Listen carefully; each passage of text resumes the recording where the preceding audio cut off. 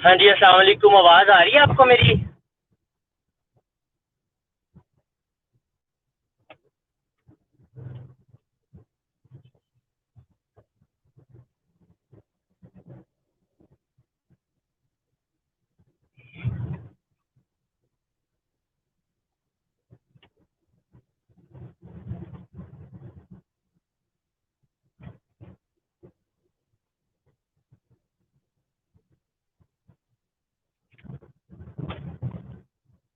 जी, अस्सलाम वालेकुम।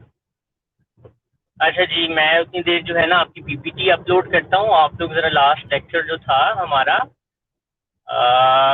उसको ज़रा आप करें, समराइज़ करें। तो मैं नेक्स्ट आपकी पीपीटी जो है वो अपलोड करता हूँ। जी जी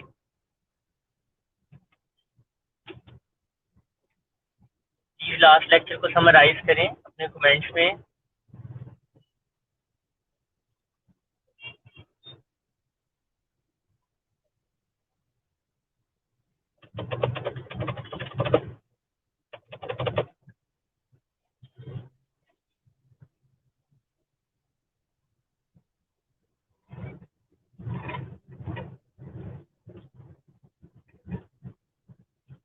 जी, समरी लिख के भेजें लास्ट लेक्चर की जो हमने लास्ट पढ़ा था, ताकि हम आज नेक्स्ट आगे स्टार्ट कर सकें।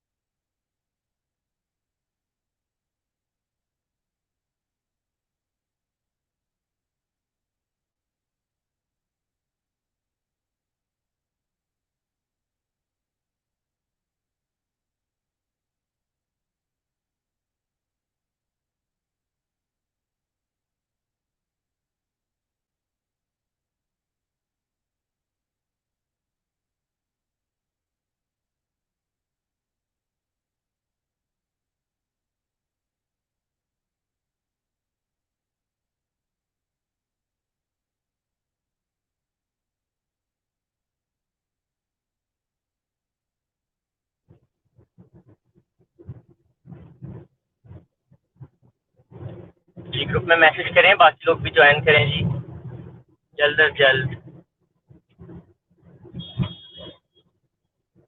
तो मैं अभी अटेंडेंस पे मार्क करूँगा अभी।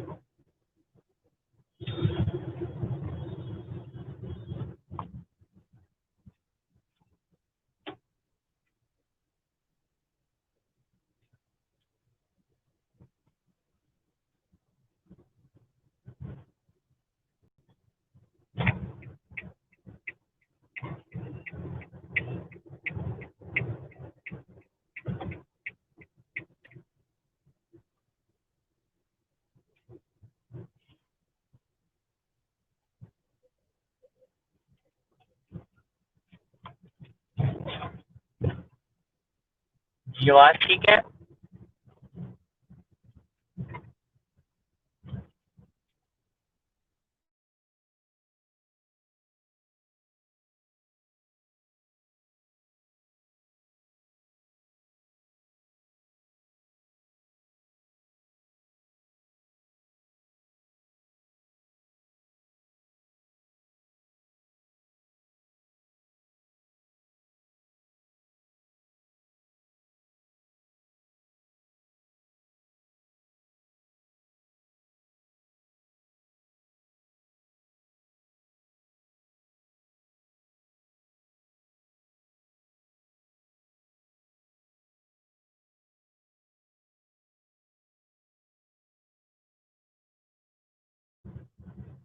हाँ जी, मैंने कहा है कि लास्ट लेक्चर को समराइज़ करना है।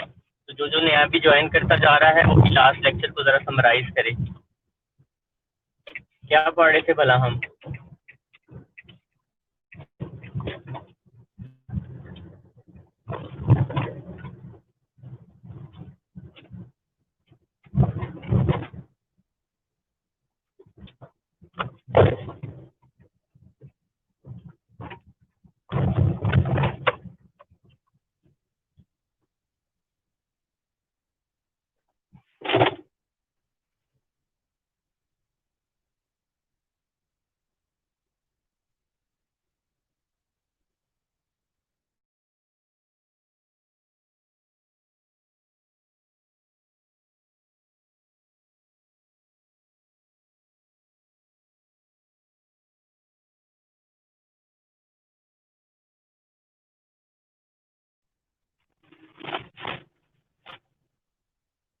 अच्छा, आवाज़ क्लियर नहीं है? ठहरें ज़रा, मैं ना दूसरे लैपटॉप से लॉगिन करता हूँ, बस 2 मिनट वेट करें आप, उतनी देर समराइज़ करें, मैं दूसरे लैपटॉप से लॉगिन कर रहा हूँ, क्योंकि इधर से पीपीटी भी अपलोड नहीं हो पा रही है।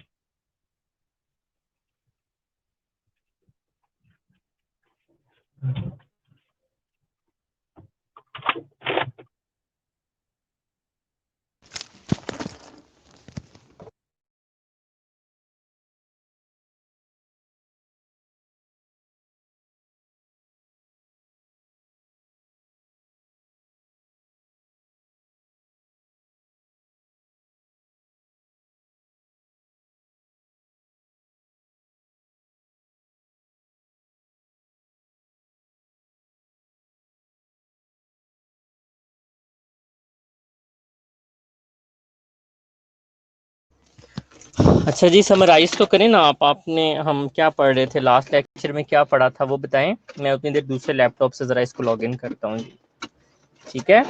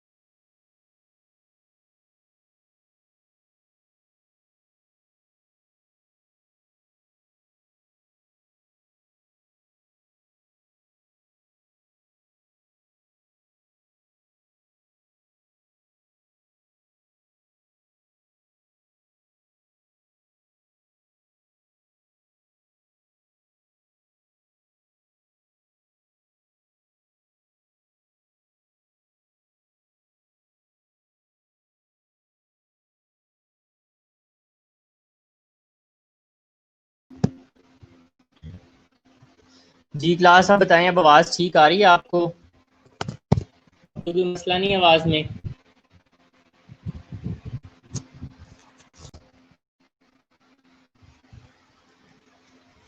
हाँ जी, अब बताएं, आवाज़ ठीक आ रही है आपको?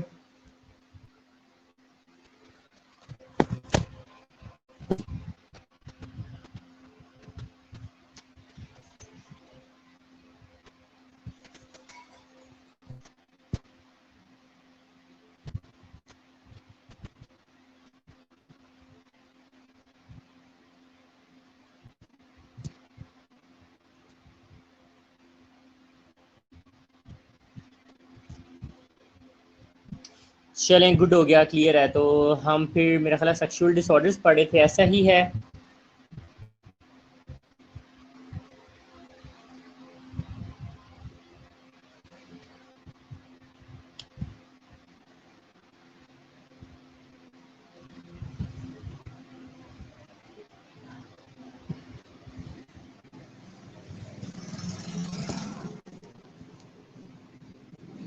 ठीक है, मैं पीपीटी अपलोड कर रहा हूँ, तो थोड़ा सा वेट करें आप।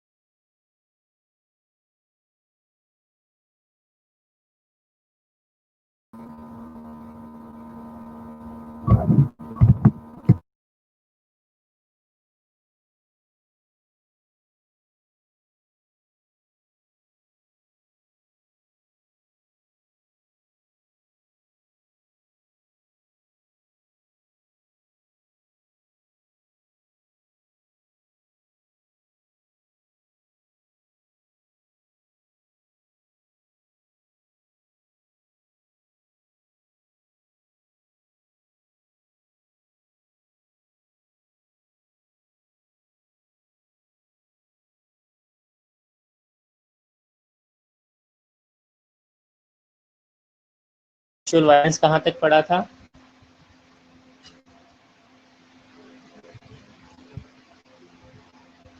जी, मुझे आपने बताना है, आपको पीपीटी शो होने लग गई है?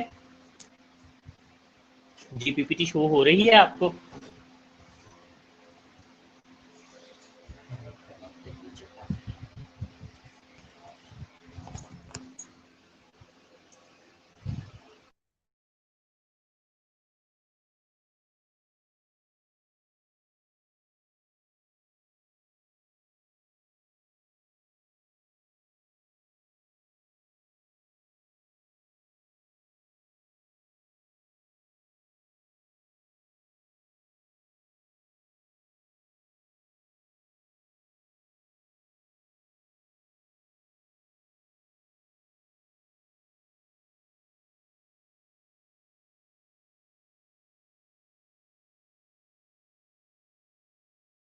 हाँ जी, तो सेक्सुअल वायलेंस,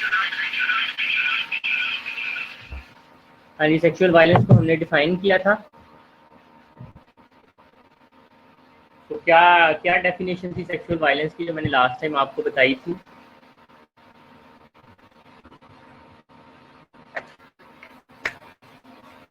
जी, बताई थी मैंने आपको लास्ट टाइम।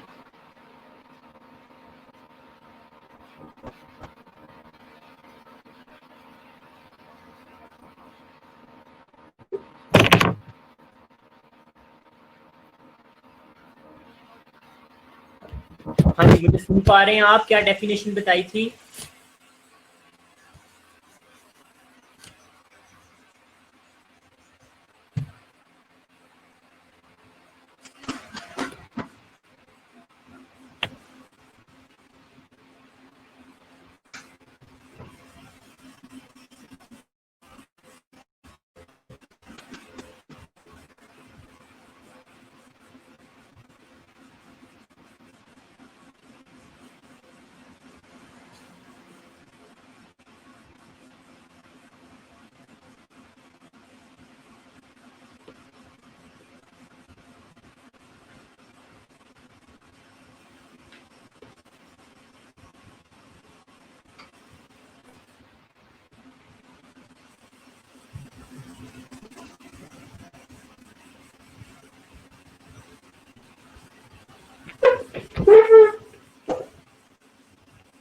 जी वेरी गुड।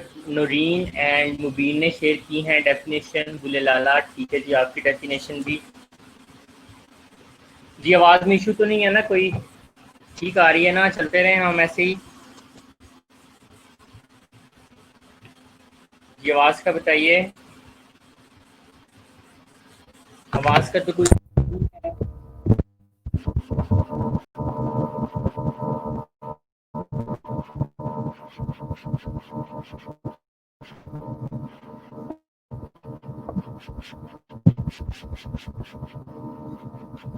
जी आवाज़ ठीक आ रही है? चलिए जी, गुड हो गया। तो आप लोगों ने बिल्कुल डेफिनेशन बता दी, तो यही डेफिनेशन थी जो आप लोगों ने बताई है। अच्छा जी, आगे हम पढ़ते हैं। तो सेक्सुअल असॉल्ट या सेक्सुअल अब्यूज को हमने लास्ट टाइम डिफाइन किया था। और आगे next is about rape. Rape क्या होता है? Crime involving lack of consent, force और थ्रेट और forceful sexual penetration. So rape is forceful sexual penetration along with जिसमें कि consent भी ना हो और threat के साथ किया जाए। threat क्या होता है? threat होता है किसी को धमकाना, किसी को किसी चीज से डराना, किसी को धमकी देना, ब्लैकमेल करना। तो दिस इज थ्रेट। या तो फोर्सफुली हो या थ्रेट किया जाए और साथ में कॉन्सेंट ना हो, तो उस एक्ट को हम क्या कहते हैं? रेप कहते हैं। शोर आ रहा है? ठीक है जी।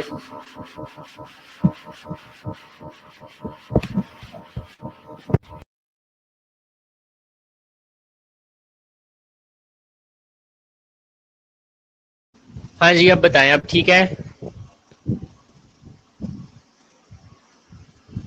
जी अब ठीक हो गया?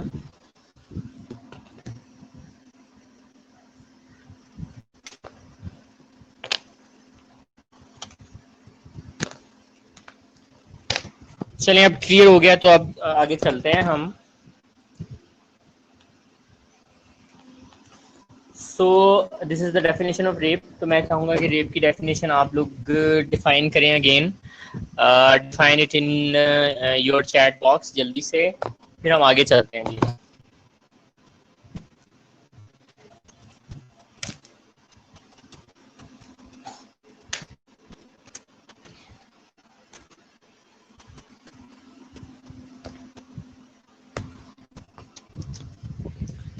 डिफाइन करें जो मैं अभी आपको रेप के बारे में डिफाइन किया है, तो इसको डिफाइन कीजिए।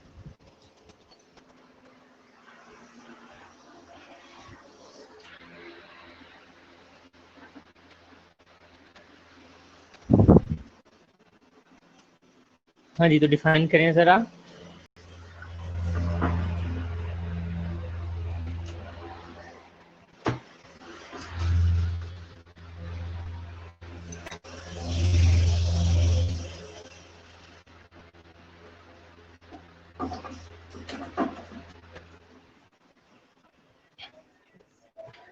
ठीक है जी, तो ये मैं आपको पहले बता दूं कि ये वाला जो चैप्टर है ना आपका, this is not important. Important इस हवाले से नहीं है कि आज तक इसमें से कोई इतना ज़्यादा कभी एग्ज़ाम नहीं आया।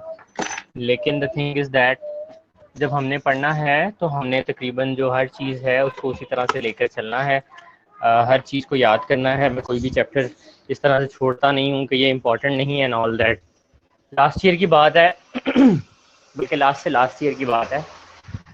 सेम सिनेरियो था, मैंने स्टूडेंट्स को ये वाला चैप्टर भी पढ़ाया हुआ था और इसके अलावा वो जो आपने देखा होगा एथिकल और साइको सोशल डिलेमा वाला चैप्टर, तो वो भी मैंने स्टूडेंट्स को पढ़ाया हुआ था। अब हुआ क्या कि वो पहले तकरीबन 15-16 साल हो गए हैं पोस्ट सारन चलते हुए, कभी भी किसी पेपर के अंदर इन दो चैप्टर्स के हवाले से सवाल नहीं आया था। लेकिन लास्ट ईयर जो पेपर था वो आप ये हिसाब लगाएं कि तकरीबन एसीसीएन का सारा पेपर ही उस एथिक्स वाले चैप्टर में से था। सो वी नेवर नो कि कब किसके माइंड में क्या आए और वो कौन सा वाला जो है चैप्टर जो है उसके ऊपर कंसंट्रेट करने लग जाए एग्जामिनर। तो हमें अपने आप को हर लिहाज से तैयार रखना है जी। ठीक है?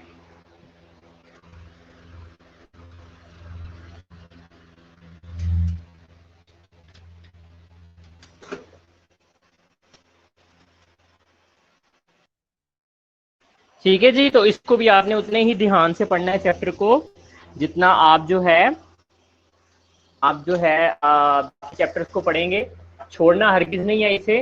हाँ, ये है कि लेस इम्पॉर्टेंट है तो हम इसको ज़रा जल्दी ख़त्म कर लेंगे, या फिर आप ये कहें कि इसको थोड़ा सा कम टाइम देंगे, लेकिन आपने उसको उसी तरह से लेके चलना है, इसके बारे में चीज़ों को याद रखना है। एग्ज़ाम में कुछ भी आ सकता है जनाब। ठीक है जी, समझ गए?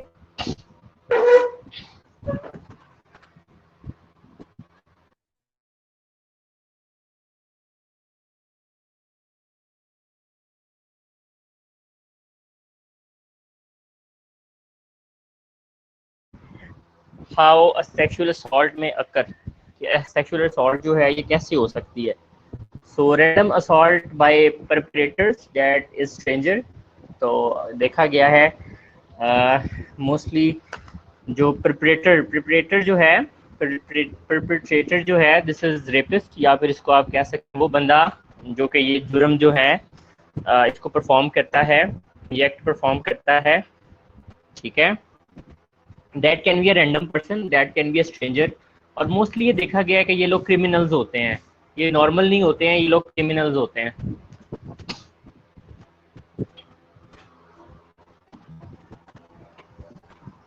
ठीक है जी।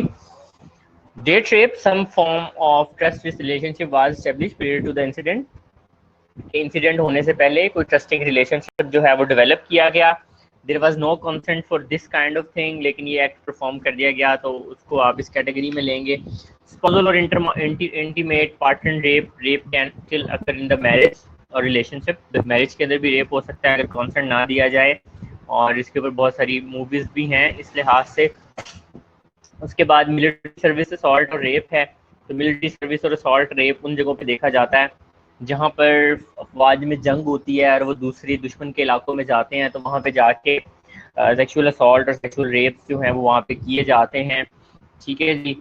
तो ये जो है डिफरेंट कॉजेज हैं रेप के बारे में। नाउ लेट्स सी कि there are sorts of types of sexual assault की कुछ टाइप्स हैं, तो ये देखते हैं अभी यहाँ पे हम ना डिफरेंट।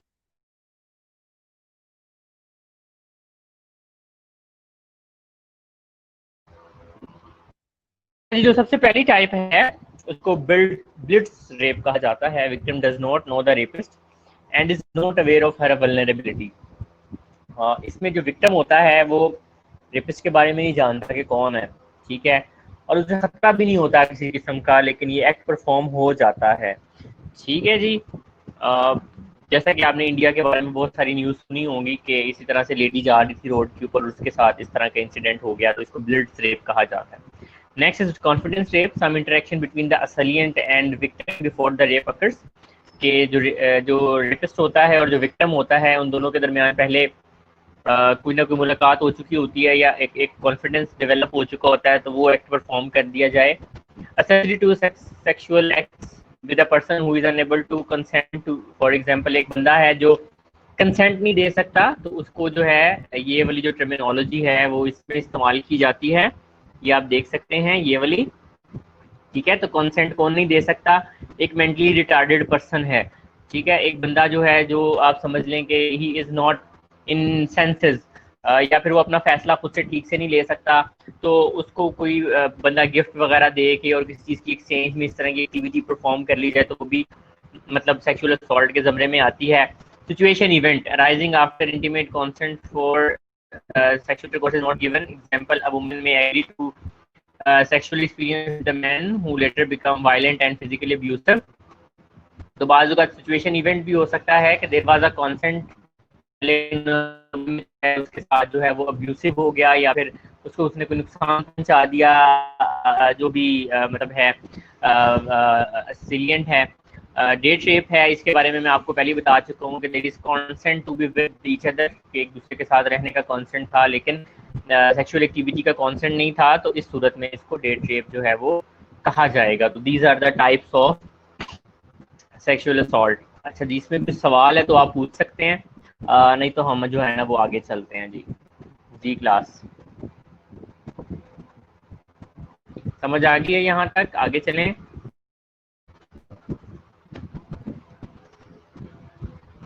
जी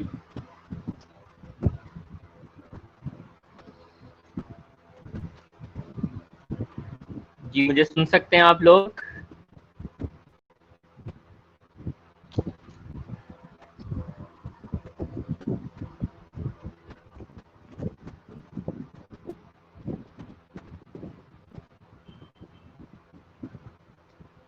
चलिए मैं 1 मिनट आपकी अटेंडेंस मार्क करता हूँ, मुझे आपकी तरफ से आंसर का इंतजार है।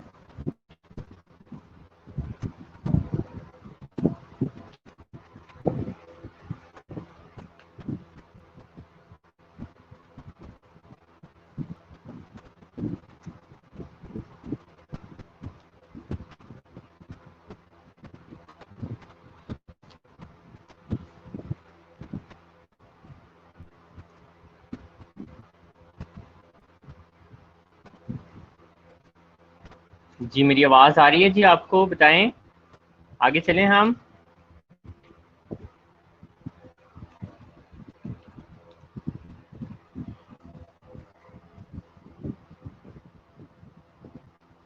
नो क्वेश्चन, चलें आगे चलते हैं हम फिर। So we have next slide. Epidemiology या डिस्ट्रीब्यूशन एंड प्रेवलेंस। एपिडेमियोलॉजी क्या होती है, कोई मुझे बताएगा? किसी को पता है एपिडेमियोलॉजी का क्या मतलब है?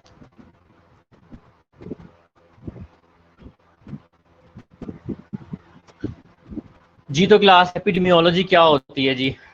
जी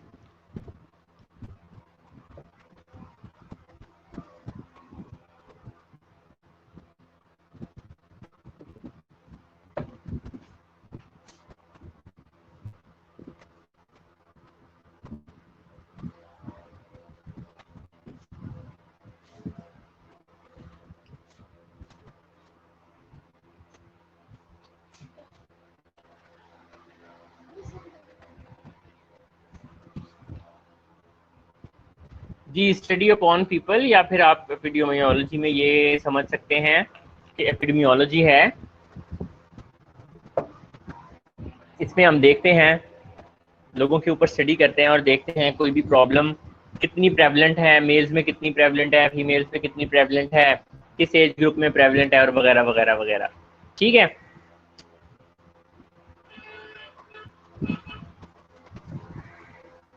डिस्ट्रीब्यूशन प्रेवलेंस, मोस्ट प्रेवलेंस होती है किसी भी केसेस का अक्कर करना। So most often there is no weapon involve. Mostly जो रेप के इंसिडेंट्स होते हैं इसमें वेपन इन्वॉल्व नहीं होता मोस्टली, लेकिन बहुत सारे होते हैं इंसिडेंट्स जिनके अंदर वेपन भी इन्वॉल्व होता है, जैसा कि कुछ चाकू वगैरह या फिर पिस्टल वगैरह जो है वो देखा जाता है। Prostitutes experience high incidence of rape. तो ये इंसिडेंस जो है ये इवन प्रोस्टिट्यूट्स के साथ भी होता है। 9 to 10% rape victims are mails.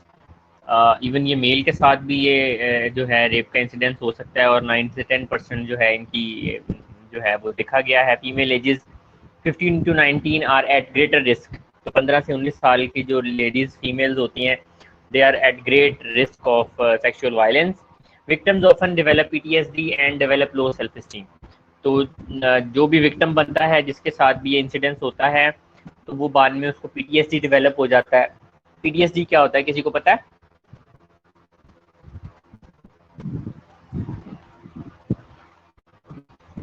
PTSD.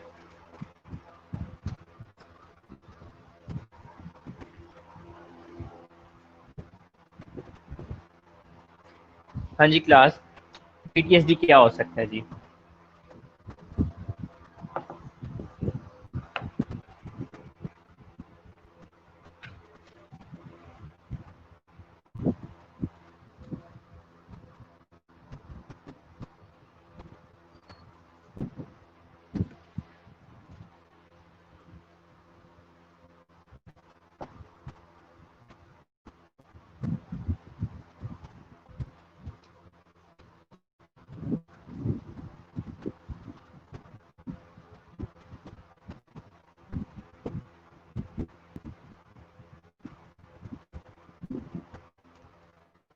Ji post traumatic stress disorder है पीटीएसडी।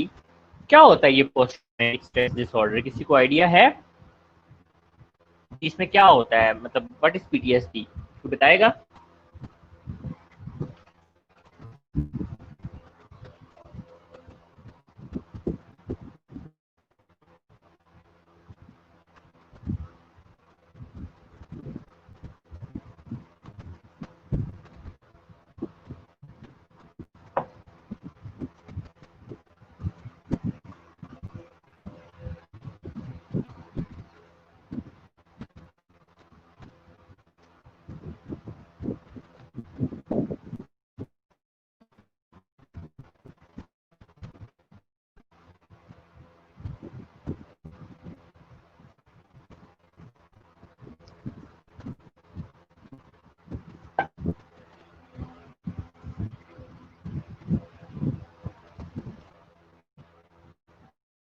अच्छा जी, पीटीएसडी जो है मैं आपको बताता हूँ पीटीएसडी क्या होता है।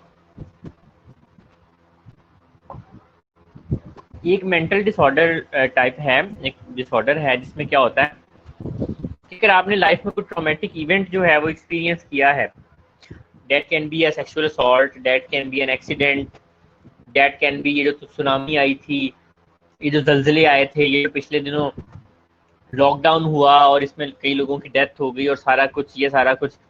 तो इस तरह के जो इवेंट्स होते हैं, अगर कोई बंदा इनको एक्सपीरियंस कर ले तो बाज़ औक़ात ऐसा होता है कि इवन उस इवेंट के गुजर जाने के 6 महीने बाद, 7 महीने बाद, साल बाद, उसको जब भी वो इस जगह से गुजरता है जहाँ पे ये इवेंट हुआ होता है, वहाँ पे जाके उसको एकदम से जो है ना पैनिक पैनिक सा टाइप कंडीशन आने लग जाती है, उसके हार्ट रेट तेज हो जाता है और वो स्ट्रेस्ड हो जाता है, या फिर उसको वो वाला इवेंट बार बार ख्वाब के अंदर नजर आता है, या फिर वो जब भी उस इवेंट को सोचता है तो वो एकदम से सैड हो जाता है, अफसुर्दा हो जाता है।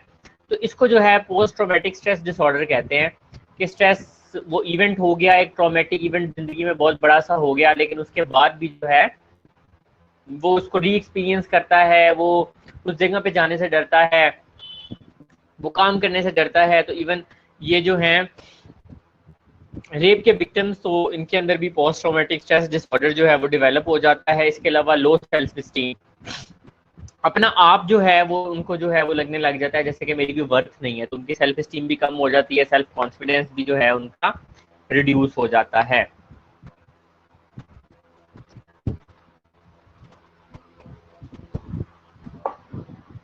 जी समझ आ गई आपको पीटीएसडी की?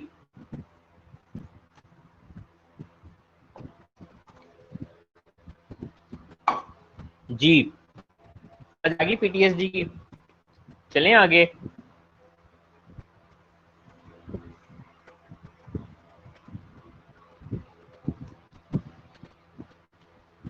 ठीक है जी, तो चलो हम आगे चलते हैं। तो आगे हमारे पास क्या है, आगे हमारे पास है जी प्रोफाइल ऑफ परपीट्रेटर। तो हु इज परपीट्रेटर मैंने आपको भी बताया है, आप लोग बताएं परपीट्रेटर कौन होता है जी? हरियप जी, हु इज परपीट्रेटर?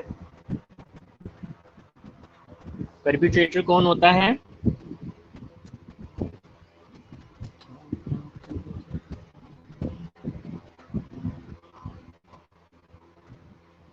जी, परपीट्रेटर कौन होता है मैंने अभी आपको एक्सप्लेन किया है। मैं चाहता हूँ आपकी अंडरस्टैंडिंग मुझे पता चले, फिर मैं आगे चलूँ। बिल्कुल जी, वो बंदा जो सेक्सुअल असॉल्ट का एक्ट परफॉर्म करता है उसको हम परपीट्रेटर कहते हैं। ठीक है जी, उस बंदे को हम परपीट्रेटर जो है वो कहते हैं। उस पर्सन को हम परपीट्रेटर कहते हैं। जी जी, सो उसकी प्रोफाइल क्या होती है? मेजॉरिटी ऑफ परपीट्रेटर्स आर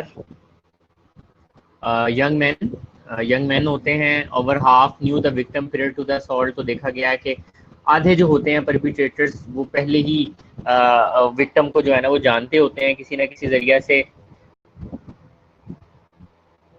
ठीक है, उसके बाद next is alcohol and drug are often involved. Mostly alcohol या फिर ड्रग यूज जो है वो परपीट्रेटर ने किया होता है और बाज़ परपीट्रेटर और विक्टिम दोनों ने किया होता है।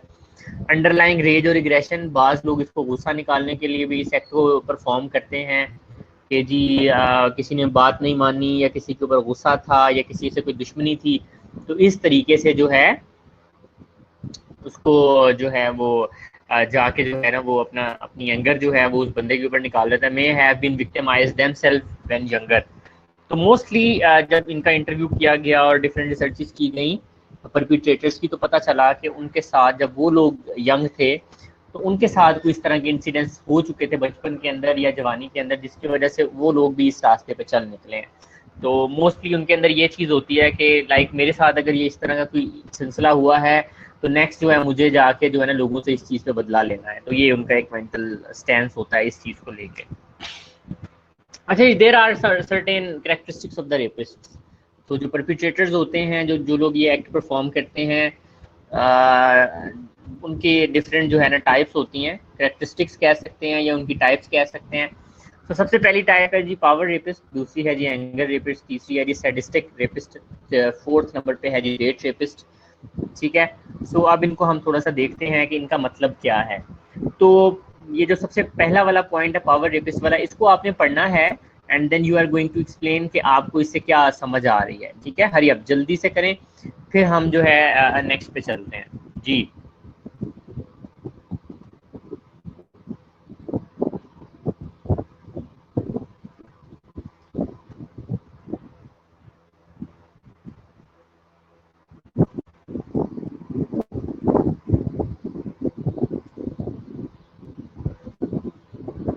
जी फर्स्ट वाला पढ़ना है आपने और फिर मुझे बताना है कि क्या इसका मतलब है, क्या समझ आई आपको, फिर मैं इसको फर्दर एक्सप्लेन करता हूँ।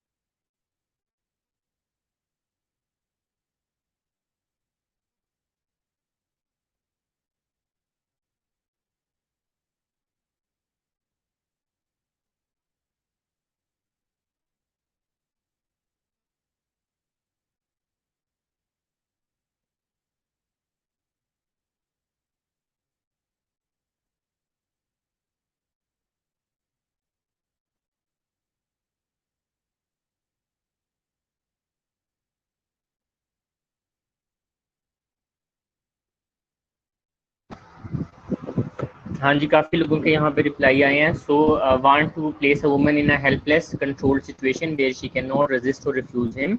This situation provide the rapist with the reassurance sense of strength mastery security and control. तो अपने आप को पावरफुल बनाने के लिए या अपने आप को पावरफुल शो करने के लिए वो ये एक्ट परफॉर्म करता है ताकि वो जो है ना अपर हैंड पे रहे, उसकी उसको इस चीज़ से स्ट्रेंथ मिलती है इस तरह के एक्ट करके। वो अपने आप को जो है समझ लें कि समझता है कि मैं हर चीज़ को कंट्रोल कर सकता हूँ, तो उसको पावर रेपिस्ट कहा जाता है।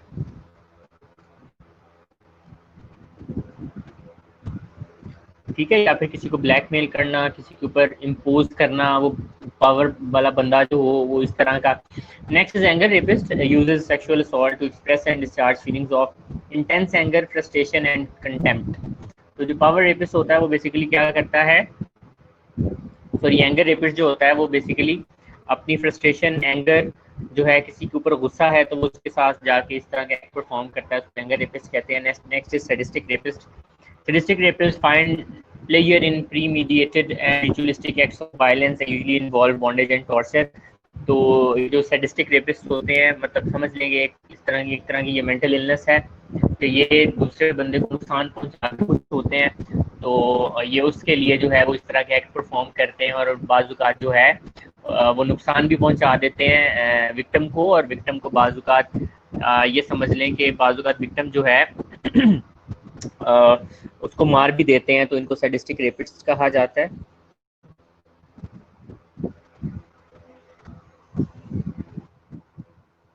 अस्सलाम वालेकुम। वालेकुम अस्सलाम।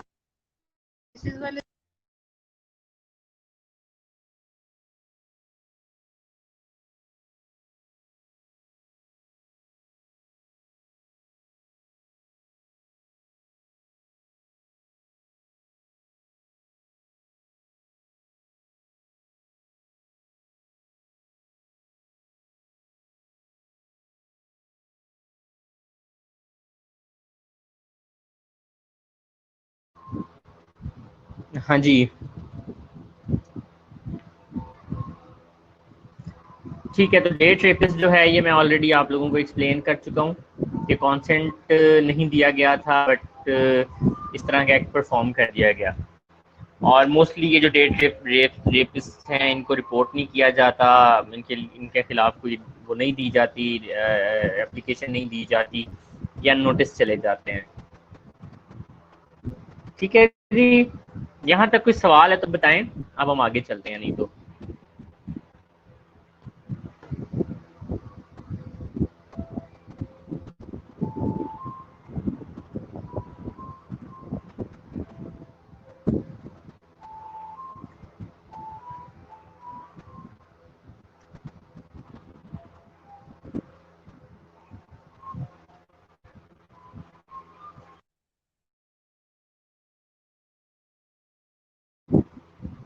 हाँ जी, नेक्स्ट चलें जी, नेक्स्ट चलें जी, ठीक है।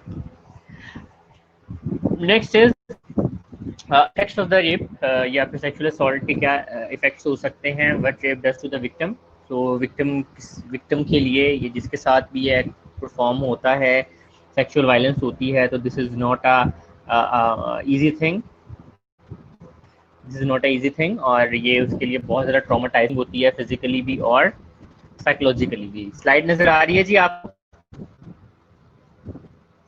जी स्लाइड नजर आ रही है?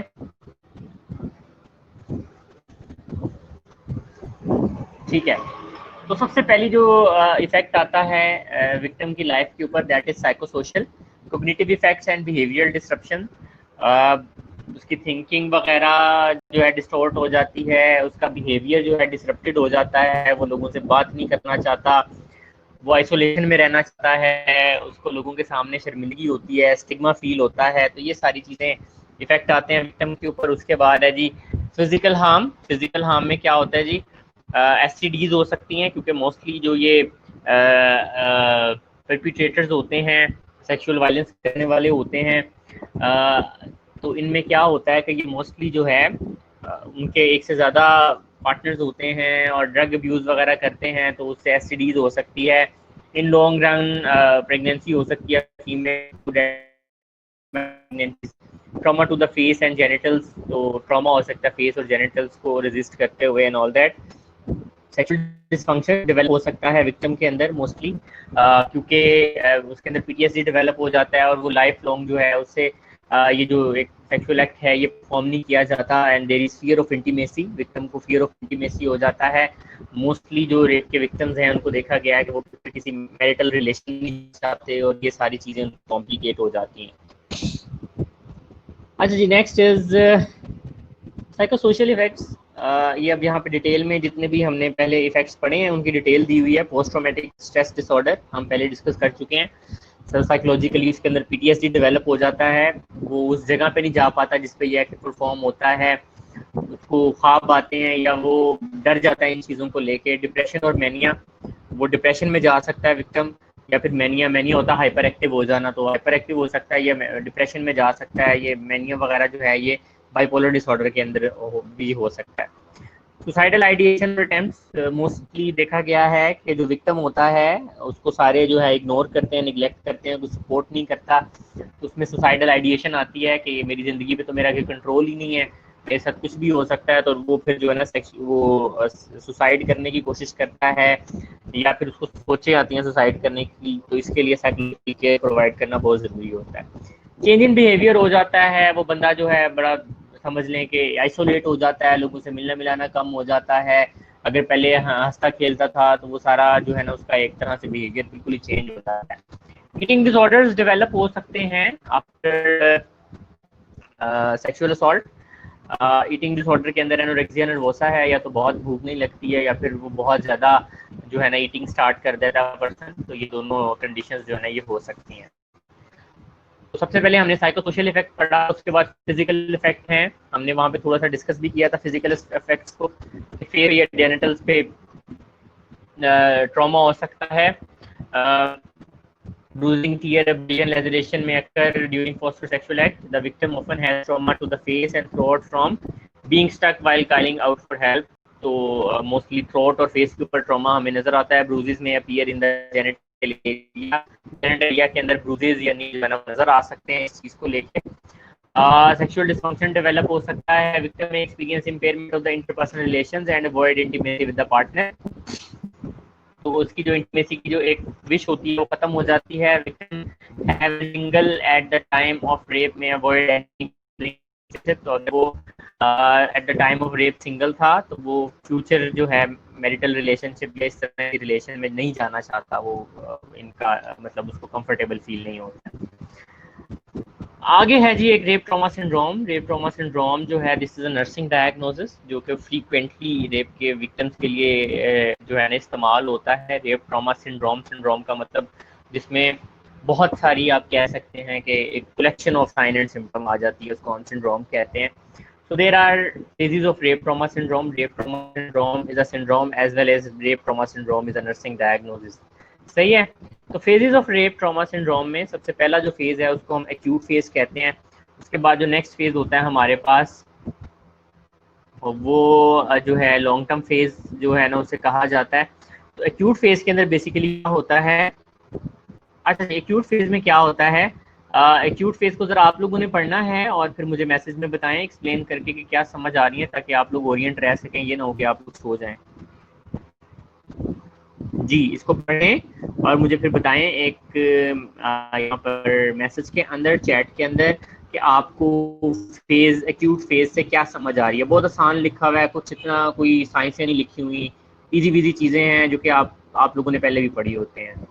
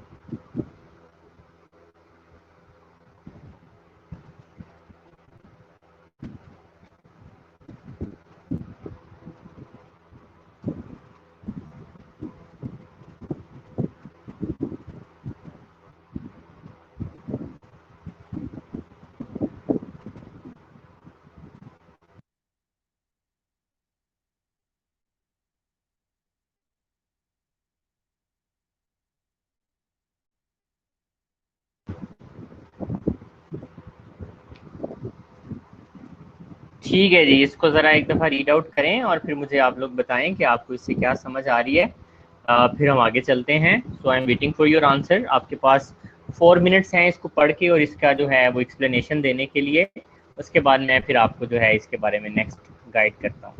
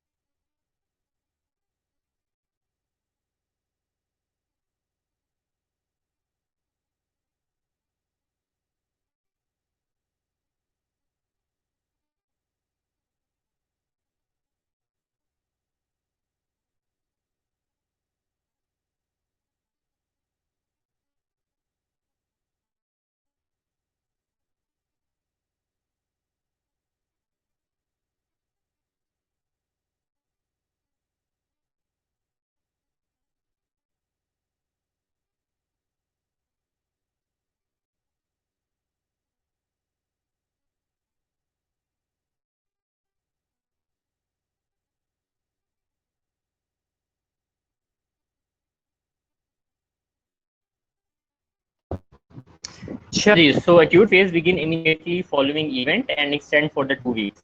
जो होता है इवेंट के बाद शुरू हो जाता है और 2 वीक तक जा सकता है। मे बी इन शॉक और डिनाइल में भी होता है। तो डिटेल में बताया कि उस इवेंट इनकार करना नहीं, यार ऐसा कुछ नहीं हुआ मेरे साथ ना, बाजू का इस तरह के भी केसेस देखे। पैनिक इज कॉमन, हमारा less able to make decisions और नो एबिलिटी टू कंसंट्रेट। वो अपना डिसीजन नहीं कर पाते, पता नहीं, ठीक है, कंसंट्रेट कर पाते। आप उनसे बात कर रहे होते हैं तो वो हवाओं में दिख रहे होते हैं। Controlled कॉपिंग style, Reaction appear to be minimal as the victim may not show emotion. However, the true extent of the damage is often hiding under a cool exterior. लेकिन वो डिस्ट्रक्शन, डिप्रेशन, स्ट्रेस चल रहा होता है। ठीक है, तो इस तरह के इवेंट के अंदर आपने ये चीज़ इंश्योर करनी है कि जो पेशेंट है वो स्पीक आउट करे और जो भी बातें हैं वो बताए, अंदर नहीं रखे। उसके बाद सेकंड फेज आ जाता है जिसको लॉन्ग टर्म रिकॉग्नाइजेशनल कहते हैं। Begin 2 week following the incidents and may last from months to weeks after the incidents. ठीक है, तो ये 2 वीक के बाद शुरू हो जाता है और ये चलता रहता है, 6 महीने तक भी जा सकता है, साल तक भी जा सकता है, या बहुत सालों तक भी जो है वो बंदा इस फेज के अंदर रह सकता है। इंट्रूसिव थॉट्स, बार बार सोचें आती हैं उस चीज़ के बारे में, उस इवेंट के बारे में। इंसान उन सोचों को माइंड से बाहर निकालना चाहता है, लेकिन जब भी वेला बैठता है तो उसको वो सोचें आ जाती हैं। इमोशनल लायबिलिटी, मतलब एकदम में मूड जो है वो इमोशन सैड हो जाती है, एकदम में हैप्पी हो जाता है, एकदम में सैड हो जाता है, एकदम में खुश हो जाता है। इंक्रीज एक्टिविटी, अपने आप को बिजी रखने की कोशिश करता है। कॉन्सिक्वेंसेज में भी सीवियर एंड डिबिलिटेटिंग। तो अगर ना प्रॉपर्ली इनको मैनेज किया जाए इस तरह के विक्टिम्स को, तो उनकी लाइफ के ऊपर इसके बहुत नेगेटिव असरात डेवलप होते हैं और उनकी जो एक लाइफ है एक तरह से तबाह हो जाती है। तो ये चीज़ बहुत ज़्यादा ज़रूरी है। जी, नेक्स्ट स्लाइड के ऊपर आते हैं हम। So next slide is factors that impact response. So कौन से फैक्टर्स हैं जो कि एक पेशेंट के जल्दी ठीक होने में या लेट होने में असर करते हैं। Number 1 is concurrent stressors. Life में और भी बहुत सारी प्रॉब्लम है, ये वाला इवेंट हो गया डेफिनेटली, और उसके लिए कोप करना मुश्किल हो जाएगा। कोपिंग मैकेनिज्म्स कैसे हैं? बाज़ लोगों के लिए छोटी सी चीज़ जो है उसी से वो बहुत ज़्यादा इनॉय हो जाते हैं, और बाज़ लोगों के अंदर लाइफ के अंदर बड़े बड़े इवेंट हो जाते हैं तो बड़े अच्छे तरीके से उसको पास कर जाते हैं। सपोर्टिंग सिस्टम, मतलब फैमिली कितना सपोर्ट कर रही है, फ्रेंड्स कितना सपोर्ट कर रहे हैं, सपोर्ट करने वाले लोग हैं या नहीं है, ये भी बड़ा मायने रखता है। अगर सपोर्ट करने वाला सिस्टम है, लोग सपोर्ट करते हैं, फैमिली सपोर्ट कर रही है, एक्सेप्ट कर रही है, तो डेफिनेटली इस चीज़ को से गेट ओवर करना तो आसान हो जाता है। प्रीवियस एक्सपीरियंसेस, प्रीवियसली कोई इस तरह का इवेंट हुआ है, एक्सपीरियंस हुआ है, तो उस में जो है डिफरेंट लोगों के डिफरेंट एक्सपीरियंसेस हो सकते हैं। बाज़ लोग ज़्यादा डिप्रेशन में चले जाते हैं, बाज़ लोगों के लिए कोप करना आसान हो जाता है। जी, सीकिंग आउट ट्रीटमेंट। तो ये जो विक्टिम्स होते हैं ये मोस्टली समझ लें कि ट्रीटमेंट नहीं करवाना चाहते। अच्छा, ये स्लाइड जो है इंशाल्लाह नेक्स्ट लेके चलते हैं क्योंकि हमारा टाइम जो है वो ऑलमोस्ट खत्म हो रहा है। तो अगर आपका कोई सवाल है तो पूछ सकते हैं, अदरवाइज फिर हम आज के सेशन को बंद करेंगे यहाँ पे, और इंशाल्लाह ताला जो नेक्स्ट हमारी फिर क्लास होगी उसके अंदर इस सेशन को आगे लेके चलेंगे और ख़त्म करने की कोशिश करेंगे। तो हाँ जी, सवाल है तो बता दें, नहीं तो फिर हम एंड करते हैं।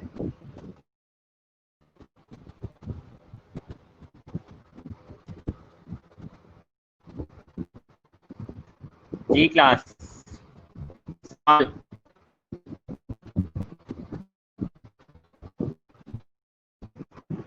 चलें जी, गुड हो गया। चलें यहीं पे इसको एंड करते हैं जी। Take care of yourself, और इंशाल्लाह ताला नेक्स्ट इंशाल्लाह ताला फिर हम इसको कल कंटिन्यू करेंगे, राइट। चलें, ओके, फिर अल्लाह हाफ़िज़।